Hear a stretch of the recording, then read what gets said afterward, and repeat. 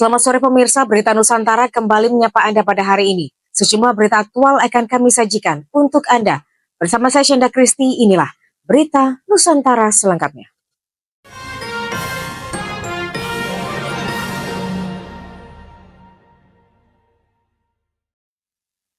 Pemirsa, seorang pengendara motor tanpa helm mendapat teguran dari petugas Dinas Perhubungan Kota Malang melalui mikrofon saat berkendara di kawasan Jalan Ciliwung, Kota Malang.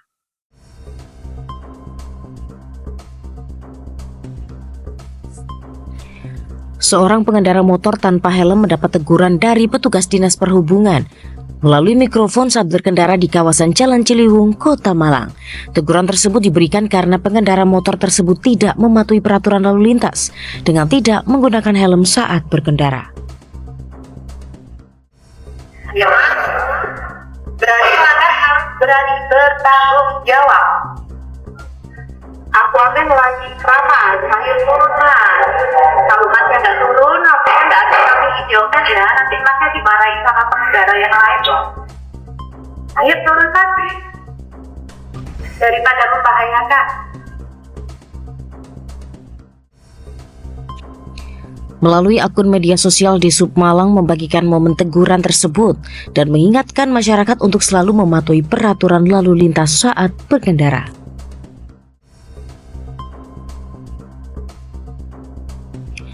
Dengan demikian, Dishub Malang berharap dapat meningkatkan kesadaran dan kedisiplinan masyarakat dalam mematuhi peraturan lalu lintas, sehingga dapat menciptakan kondisi lalu lintas yang aman dan tertib.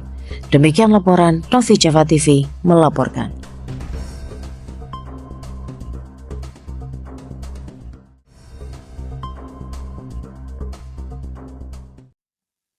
Tujuh bulan setelah penertiban pedagang kaki lima dan bangunan liar, kawasan Puncak mengalami perubahan yang signifikan.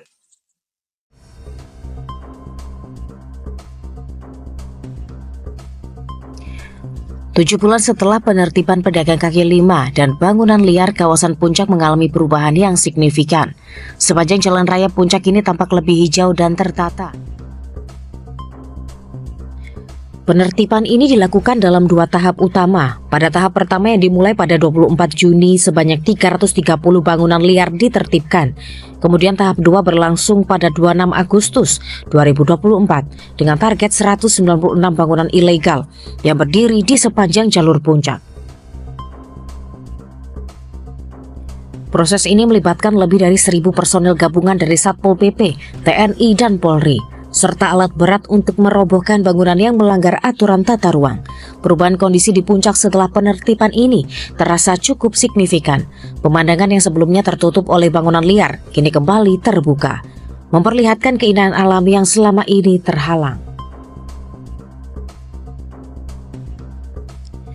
Wisatawan dan pengendara yang melintas di kawasan ini juga merasakan suasana yang lebih bersih dan nyaman. Meskipun demikian, tantangan masih ada. Beberapa pedagang bermotor mulai muncul kembali di lokasi yang sebelumnya telah dibersihkan, sehingga pengawasan ketat terus dilakukan oleh Satpol PP untuk memastikan area tetap tertib.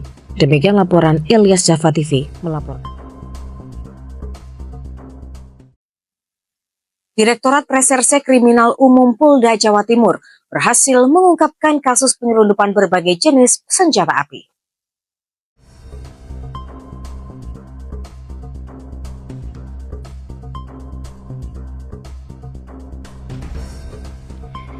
Direktorat Reserse Kriminal Umum Polda Jawa Timur berhasil mengungkap kasus penyelundupan berbagai jenis senjata api. Senjata api dan amunisi itu diketahui akan disuplai kepada kelompok kriminal bersenjata di Puncak Jaya, Papua.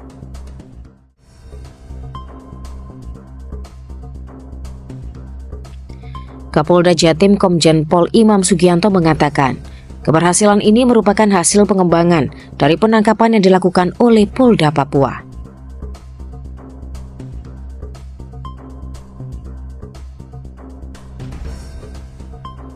Komjen Pol Imam Sugianto menyebut total ada 7 tersangka yang telah diamankan oleh Polda Jatim, Polda Papua, dan Polda Daerah Istimewa Yogyakarta. Dari ketujuh pelaku tersebut terdapat 2 orang mantan anggota TNI, 18 kasuari yang diamankan oleh Polda Papua dan Papua Barat, berinisial YE dan ES.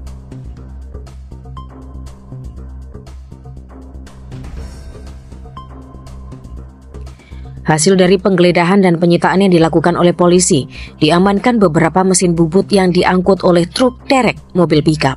Demikian laporan Java TV melaporkan.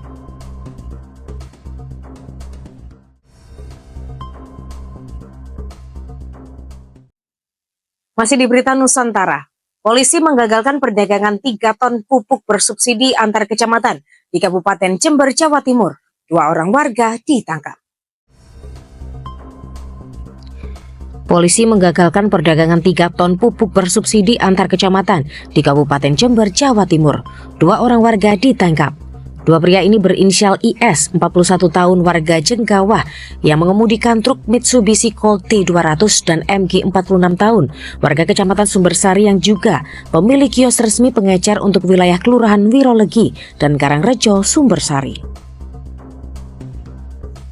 Namun MG malah mendistribusikannya ke Kecamatan Umbul Sari dengan harga Rp150.000 per sak. Polisi masih mendalami kasus itu. Kios tersebut sudah beroperasi selama 2 tahun. Sejauh ini polisi baru menetapkan 2 tersangka, namun tidak menutup kemungkinan jumlah tersangka bertambah. 2 tersangka terancam 2 tahun penjara dan denda maksimal Rp100.000 sebagaimana pasal 56 KUHP dengan ancaman hukuman 2 tahun penjara atau denda maksimal Rp100.000. Mereka juga dijerat dengan pasal 6 ayat 1 huruf B Undang-Undang Darurat Nomor 7 Tahun 1955 tentang pengutusan, penuntutan, dan peradilan tindak pidana ekonomi. Contoh pasal 4 Peraturan Pemerintah Pengganti Undang-Undang Nomor 8 Tahun 1962 serta Peraturan Menteri Perdagangan, Pengadaan dan Penyaluran Pupuk bersubsidi untuk sektor pertanian. Demikian laporan Java TV melaporkan.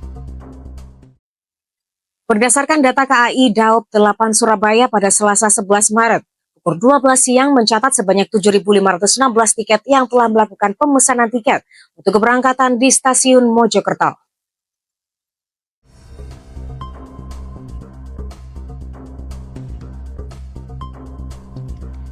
Berdasarkan data KAI Daop 8 Surabaya pada Selasa 11 Maret pukul 12 siang, mencatat sebanyak 7.516 tiket yang telah melakukan pemesanan tiket untuk keberangkatan dari stasiun Mojokerto, sementara pelanggan yang turun di stasiun Mojokerto tercatat 7.129 pelanggan. Hal tersebut disampaikan Humas KAI Daop 8 Surabaya Lukman Arif. Lukman menjelaskan bahwa H-3 atau 28 Maret 2025 masih menjadi favorit pelanggan untuk melakukan mudik lebaran dari stasiun Mojokerto, yakni sebanyak 771 tiket yang terpesan. Sedangkan untuk arus balik H+6 atau 7 April 2025 menjadi favorit pelanggan dengan jumlah pemesan sebanyak 374 tiket.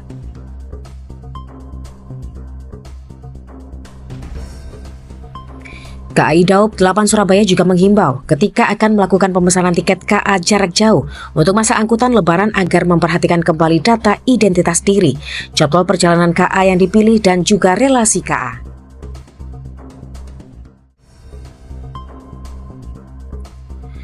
Calon pelanggan dapat menghubungi layanan pelanggan KAI 121.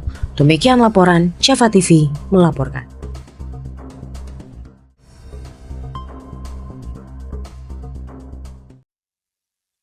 Baik pemirsa, informasi tadi sekaligus menjadi penutup perjumpaan kita hari ini. Saya Syenda Kristi dan segenap tim redaksi yang bertugas pamit undur diri. Selamat sore, salam Berita Nusantara.